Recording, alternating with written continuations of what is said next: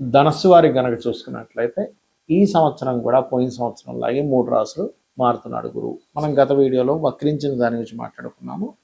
అయితే ఏ ఏ రాశుల్లోకి మారుతున్నాడు, ఒక్కొక్క రాశిలో ఎంతకాలం ఉంటాడు, దానివల్ల మీకు కలిగే ఫలితాలు ఏమిటి, దేశకాల పరిస్థితుల్లో ఎటువంటి మార్పులు రానున్నాయి, గురువు అతిచారంలో 3 రాశులు మారుతున్నందుకు అనేటువంటి విషయం కనుక చూసుకుంటే, గురువు ఎప్పుడైతే మిథున రాశిలో ఉంటున్నాడో మీకు ప్రారంభంలో జూన్ 1వ తేదీ వరకు ఉంటాడు అక్కడ. కాబట్టి ఇక్కడ వివాహ సంబంధించిన విషయంలో పాజిటివ్ ఫలితాలు ఇస్తాయి. అదే పార్ట్నర్స్తో తెలియచిన మిస్అండర్స్టాండింగ్స్, మిస్కమ్యూనికేషన్స్ కూడా ఇస్తాడు. జీవిత భాగస్వామితో కావచ్చు, లైఫ్ పార్ట్నర్తో కావచ్చు. అలాగే ఇక్కడ ఈ గురువు ఎప్పుడైతే మీకు అష్టమ స్థానంలోకి వస్తాడో జూన్ 2 నుంచి అక్టోబర్ ఎండింగ్ వరకు ఇక్కడ తాతగారు ఆస్తి సంబంధించిన విషయంలో కొంత పాజిటివ్ ఫలితాలు ఇస్తూ శని రాహు ఎనర్జీస్తో ఉన్నాడు. కాబట్టి నీటి ప్రాంతాలకి, నీటి ప్రదేశాలకు వెళ్ళేటప్పుడు ప్రధానంగా మీరు జాగ్రత్త వహించండి. నీటి ప్రదేశాలకు వెళ్ళినప్పుడు ప్రధానంగా జాగ్రత్త వహించండి, గుర్తుపెట్టుకోండి. అలాగే మరొక విషయం ఏంటంటే, ఇక్కడ మీ యొక్క రాశి వారికి 9వ స్థానంలో గురువు వెళ్ళినందుకు ప్రధానంగా ఏంటంటే 9వ స్థానంలో ఉండేటువంటి గురువు కొంత హైయర్ ఎడ్యుకేషన్ వాడికి సపోర్టివ్గా ఇస్తాడు. కానీ అక్కడ గురువు స్వరూపం గురువు కాదు. కాబట్టి గురువు యొక్క రాశుల్లో శని రాహువులు ఉన్నారు కాబట్టి, అంటే గురు రాశిలో శని, శని రాశిలో రాహు ఉన్నాడు కాబట్టి తండ్రి గారి ఆస్తి విషయంలోని, అదేవిధంగా ఇంకొక విషయం ఏంటంటే కాస్త ఆదివారాలు ఏదైనా లాంగ్ జర్నీ చేసేటువంటి విషయాల్లోని కాస్త జాగ్రత్తగా ఉండాలి. ఇక మీరు నిత్యము చేయవలసిన దేవతారాధన శని, రాహువు, కేతువు, గురువు, ఈ 4 గ్రహాల దగ్గర దీపారాధన చేయండి. అది కాకుండా మీకు కాస్త అర్ధాష్టమ శని నడుస్తుంది కాబట్టి ఏదైనా ప్రాపర్టీస్ తీసుకునేటప్పుడు కూడా కాస్త చూసి తీసుకోండి. అయితే ఈ గురువు యొక్క స్వరూపం మారిందని మనం చెప్పుకుంటూ ఉన్నాం. లాస్ట్ ఇయర్ కూడా గురువు 3 రాశులు మారాడు. వృషభము, మిథునము, అదేవిధంగా కర్కాటకంలోకి మారాడు. ఈసారి మిథునము, కర్కాటకము, సింహం, అంటే ఏం లేదు, మరి కర్కాటకంలోకి వచ్చాడు కదా, మళ్ళీ వెనక్కి వెళ్ళాడు. అలాగే ఈసారి కూడా ఏంటంటే మిథునము, కర్కాటకము, సింహంలోకి వచ్చినటువంటి గురువు మళ్ళీ వెనక్కి వెళ్ళి మళ్ళీ కర్కాటకంలో సెటిల్ అవుతాడు. కాకపోతే ఎప్పుడైనా గుర్తుపెట్టుకోండి, 3 రాశులు మారిన గురువు విపత్తుల్ని క్రియేట్ చేస్తాడు ఎక్కువగా. అంటే అది ప్రశాంతంగా ఉండనివ్వడు. మీరు చూడండి, లాస్ట్ ఇయర్ మారినందుకు మనం చూస్తూనే ఉన్నాం. ఆల్రెడీ ఉగాది వచ్చే ముందు అంతా యుద్ధాలని, గందరగోళాలని, గొడవలని ఎలా ఇచ్చాడో ఇది కూడా సేమ్ రిపీట్ అవ్వబోతుంది. అంటే దీన్ని బట్టి మనం అర్థం చేసుకోవాల్సింది ఏమిటి, ఈ గోచారంలో ఉండేటువంటి ఈ గ్రహాల యొక్క స్థితిని బట్టి మనకు మహర్షులు ఏం నేర్పిస్తున్నారు అంటే, ఫ్యూచర్ ఇలా ఉండబోతుంది కాబట్టి నువ్వు ఇలా ప్లాన్ చేసుకో.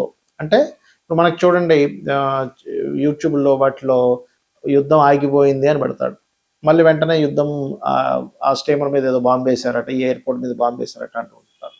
దీని గురించి ఆల్రెడీ నేను ఒక 2 నెలలు 3 నెలల క్రితమే చెప్పాను. ఏమంటే యుద్ధాలు వస్తాయి, ఆగుతున్నట్టు అనిపిస్తాయి, కానీ ఆగవు. ఇది చాలా పెద్ద యుద్ధమే. ఒక రకంగా చెప్పాలంటే ప్రపంచ యుద్ధం లాంటిదే ఇది. 3వ ప్రపంచ యుద్ధమే అనుకోండి. ఎందుకు అంటే ఇక్కడ జూపిటర్ ఎప్పుడైనా 3 రాశులు మారుతున్నప్పుడు ప్రాణ నష్టం అధికంగా జరుగుతుందని చెప్పారు. అందులో ప్రత్యేకంగా మనకి చెప్పినటువంటి విషయాల్లో ఈసారి గురువు రాజు అయినందుకు, గురువు రాజై మనకి ఎప్పుడైతే మిథున రాశిలో సంచారంతో ప్రారంభమైనందుకు, మిథున రాశి అనేటువంటిది 2 మనుషుల్ని చూపిస్తుంది, స్త్రీ పురుషుల్ని. కాబట్టి దీనివల్లనే మనకి గొప్ప గొప్ప వాళ్ళు కొంత వాళ్ళ సీక్రెట్ లైఫ్స్ బయటపడటము, వాయువులో ఒక రకమైనటువంటి ఇబ్బంది రావడము, యుద్ధం మూలంగా మనకి శాస్త్రాల్లో చెప్పింది ఏంటంటే 7 కోట్ల మంది జనాలు నశిస్తారు అనేటువంటిది ఉంది. మీరు కనుక చూసుకుంటే గతంలో ఒక 5-6 ఏళ్ల క్రితం కూడా ఇలాంటి సిచ్యువేషన్స్ వచ్చినప్పుడు, అప్పుడు కోవిడ్ టైంలో నేను మన యూట్యూబ్ ఛానల్లో ఉంటుంది, వెనక్కి వెళ్తే కనుక 5-6 ఏళ్ల క్రితం ఇంతమంది నశిస్తారు, ఈ రాశిలో ఇలా మారుతుంది కాబట్టి నేను అప్పుడు దానికి శ్లోక సహితంగా కూడా చెప్పాను దాని యొక్క అర్థం 5-6 ఏళ్ల క్రితం. అప్పుడు కూడా అందుకే కోవిడ్ వల్ల చాలామంది ప్రాణ నష్టం జరగడం మనం చూసాం. అయితే ఎప్పుడైతే ఈ జూపిటర్ అంటే జూన్ 1 వరకు మిథునంలో ఉంటాడో, దేశకాల పరిస్థితుల్లో ఎక్కువగా వైమానిక సంబంధించినటువంటి విషయాలకి ఎఫెక్ట్ వస్తుంది, గుర్తుపెట్టుకోండి. అంటే విమాన సంబంధించినటువంటివి ధ్వంసం అవడం, అది యుద్ధంలో కానివ్వండి, జనరల్గా ఉండేటువంటివి, ఎందుకంటే వాయువు మీద ప్రభావం. అలాగే మరొకటి ఏంటంటే వాయువులో ఒక రకమైనటువంటి నెగటివ్ ఇది రావడం వల్ల ఏంటంటే అయ్యో వాయు కలుషితం అయిపోయింది ఇలాగా. మూడోది లేనిపోనివి క్రియేట్ అవ్వడం, అసలు లేని ప్రచారం అవ్వడం, అసలు ఏది నిజమో ఏది అబద్ధమో అర్థం కాని పరిస్థితి. ఏమిటండి అసలు ఇది నిజమేనా, అసలు పేపర్లో వచ్చేది నిజమా కాదా, యూట్యూబ్లో వచ్చేది నిజమా కాదా అనేటువంటి సంశయంతో ఉంటూ ఉంటుంది.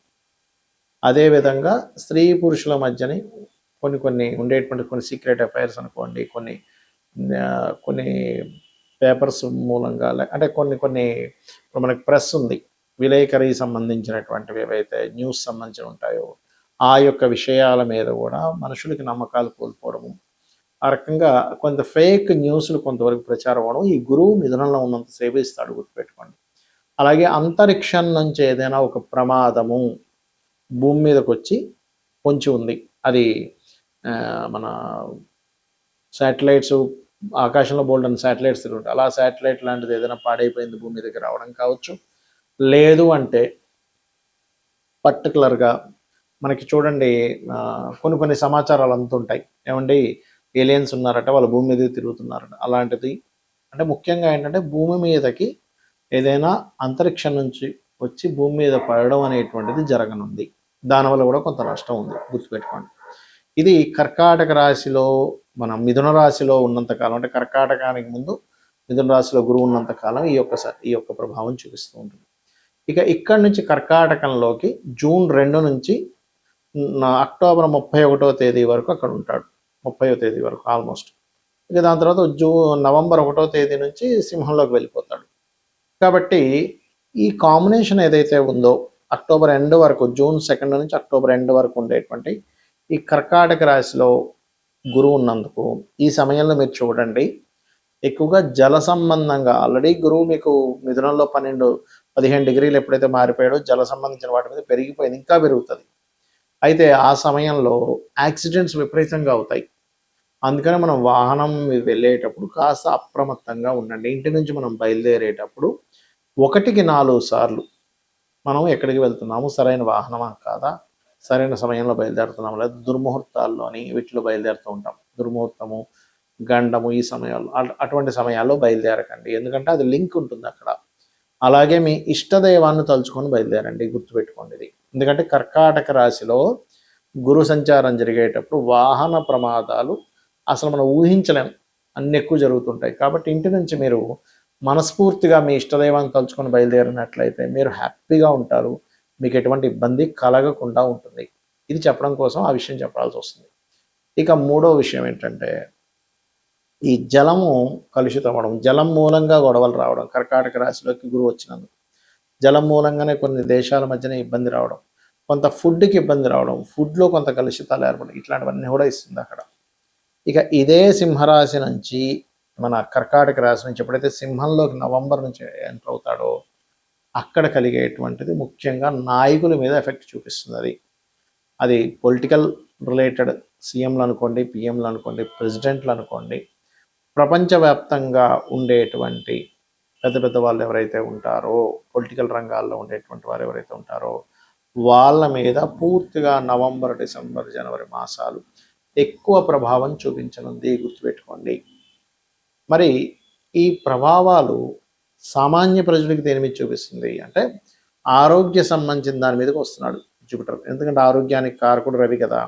అందుకని ఆ సమయంలో వీలైనంత మట్టుకు హోమ్ రెమెడీస్ కొన్ని ఉంటాయి మనం ఇంట్లో పాటించేవి, కొంత కషాయం లాంటిది ఏదైనా తీసుకోవడము, ఎటువంటి హెల్త్ ఇష్యూస్ రాకుండా ఉండడం కోసం మనం కోవిడ్ టైంలో కొన్ని పాటించాం, ఇంట్లో ఉండి చక్కగా పాటించడం వల్ల హ్యాపీగా ఉన్నారు.